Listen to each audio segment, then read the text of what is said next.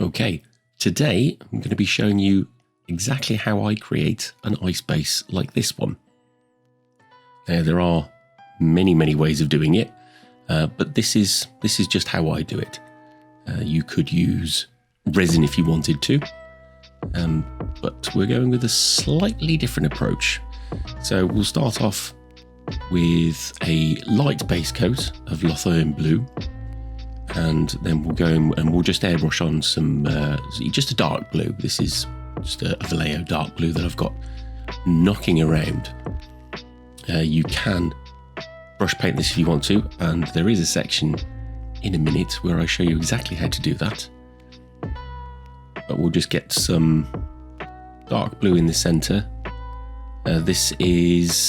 You could do this in a straight line. It depends on how you want your base to look, or how you want the ice to look. Here's just a quick extract showing you how to brush paint it. Now, the good thing about this Vallejo night blue is that it stays wet for quite a while, so you can effectively wet blend the colours. So you just get a layer of night blue on, put your lighter blue towards the outside, and just smush them together, blend them together. Like so. I think this is Hoeth blue I've used on this particular one, but any pale blue works. You just want the transition from dark blue in the centre to light blue on the outside, which suggests some kind of depth to the ice and the water underneath. The key part to this is the Tamiya Clear X22 varnish that we're going to be using. Now, the reason I use this Tamiya varnish is because it dries quite quickly, B, it dries hard, so it's a hard, sandable, carvable surface.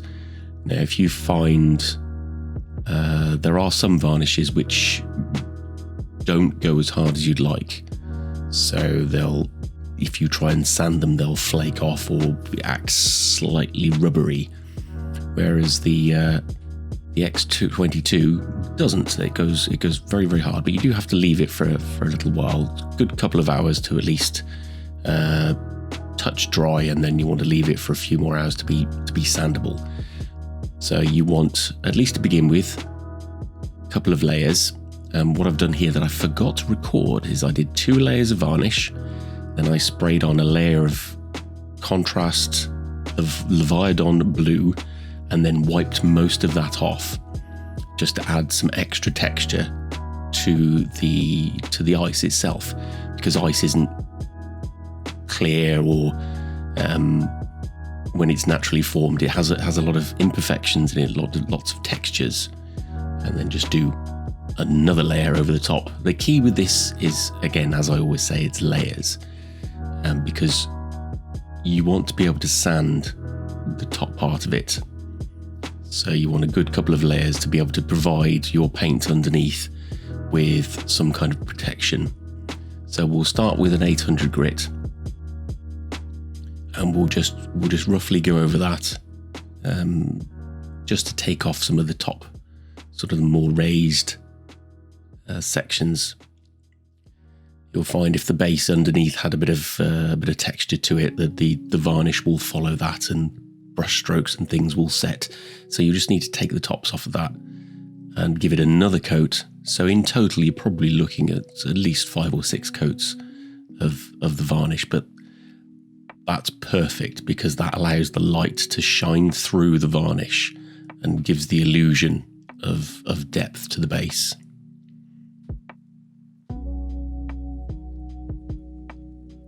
So then what we'll do is we'll sand it down again, this time very lightly, and we'll just try and introduce a few scratches and imperfections in certain areas. What you do have to be careful of is the edges, because the varnish will be thinner on the edges, and you could get what's called burning, which is you've rubbed through the varnish into the paint underneath. And now we just want to carve in some cracks, nice random where you get a change in direction of the crack, you can join at those points. You could use a scribing tool, as people have suggested in one of my previous videos. You need to be only touching this very, very lightly, so it's not as necessary. In fact, for sort of rough, cracked ice, you want something that's not quite as precise as a scribing tool. So an old broken blade is absolutely perfect for this. Now, if you're wondering that the cracks aren't showing up all that well just yet, well, that's where the next few steps come in.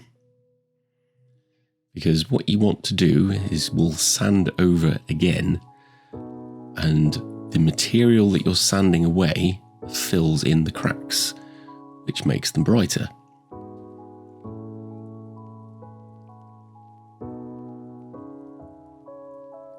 So I've partially sanded it there, and if you just go over, this is between 800 grit to, I think I go down to about 240 on some areas. But you can see that's filled in the cracks, made them really, really bright. So that's good. Now, you just want to seal those in as well, but we'll do a quick wet sand. This is with 800 grit.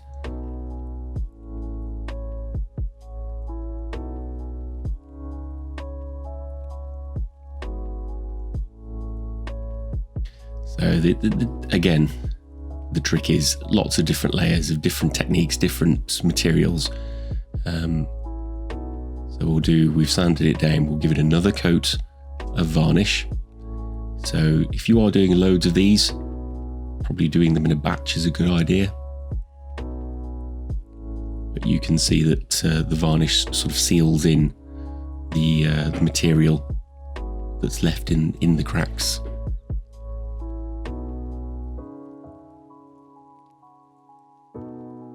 You could use a UV resin on these, but you'd obviously need to use some sort of barrier around the sides. But that would probably be a quicker way of doing it. So again, we'll give it a sand, slightly heavier sand this time. I think this is the 240 grit, taking off the most of the imperfections now. But we've done so many layers that we won't go through to the paint at all. And you're left with all the very slight scratches and imperfections in each layer. So they'll all bounce the light around and just give it a look of depth. It's really hard to achieve with just paint. So we'll give it a wet sand as well. You'll find even with a rough piece of sandpaper like 240, that still smooths it out quite nicely using a wet sand. And we'll just redefine the cracks slightly, and we'll add in some new cracks as well.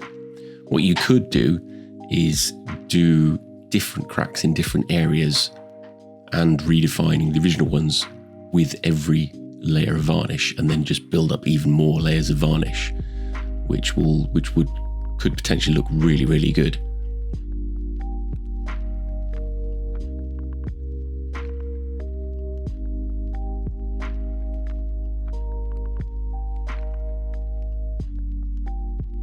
So with this, we're not pressing hard. We're probably just barely scratching the very final layer of varnish there, just to redefine these cracks a little bit. And this is the 240 grit, but this is very purposeful. So, and you're pressing very hard. So you press quite hard and you drag in marks and scratches, because if you look at ice, again, it's not perfectly smooth. It's got all sorts of imperfections and scratches and marks on it, especially if you've got troops and animals and monsters and things running around on it on a thick frozen lake. So you just want to add in all those details, and you can do that with thick sandpaper like that.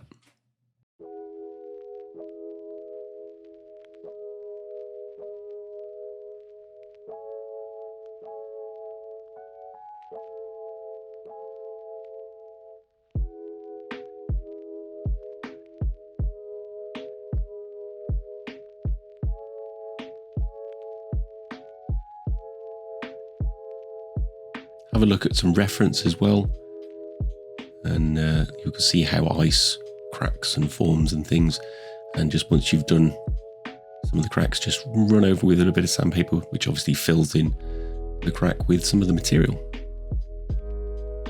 Now, because you've got clear layers, and there may be parts of the clear layers on the edges, you start with a bright edge base coat, so that you've got bright colours reflecting inside and bouncing more light around. And then go over with your black. And then we're just going to use whatever snow is your choice. There are many, many different types. I quite like the Games Workshop's Valhalla Blizzard because it's really, really easy to use, and it's not a bad effect at all. There probably are better ways to do it, but certainly this is a nice, quick snow effect. And we just want to pop a little bit on, and then you just dab down with the brush to sort of stipple it and blend it a little bit.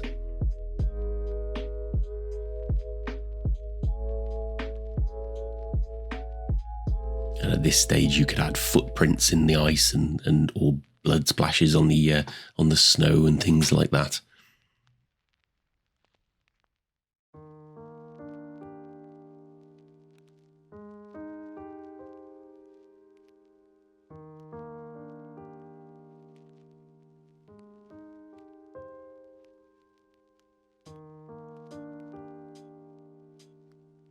But the trick with this is not to completely cover the base. Don't overpower all of the work that you've done with the ice, and you're just accentuating it and just adding a little extra sense of realism to it. And handily, if you have made any mistakes, you can cover it with a bit of snow. So the only problem we have here is that where the snow is slightly thinner, that will dry with sort of slight sheen to it. You can already see there's a little bit around the edges. So the easiest way to fix that is just to water down some of the Valhalla Blizzard and just use it as a wash and paint over the rest of the base. But you want it very, very thin.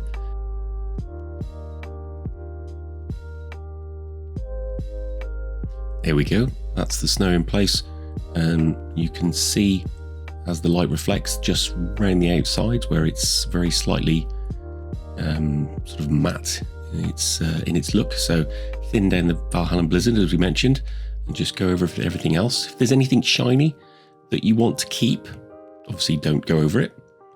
But there we go, one icy base. Hopefully you like that, and hopefully it looks good. I think it works really nicely, and it's got a lot of depth to it. And you can get even more depth. You just do more layers. Just keep going. Go as far as you want. But thank you ever so much for watching all the way through, and we will see you next time. Bye-bye.